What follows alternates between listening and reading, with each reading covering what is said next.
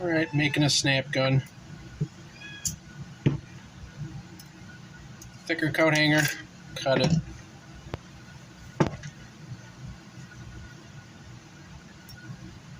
Little less than half.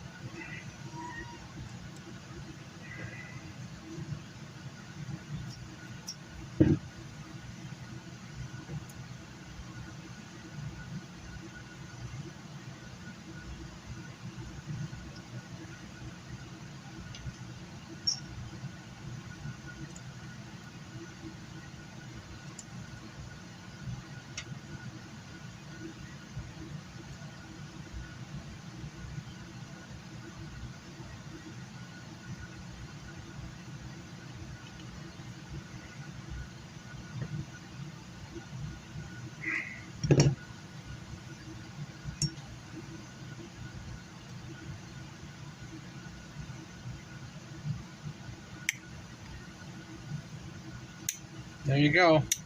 It acts like a bump key in a lock. And what you do is, when you're sticking it into a key, I'm going to quickly grind a little bit and flatten these two sides so it can stick in keyways out easier. But that's it.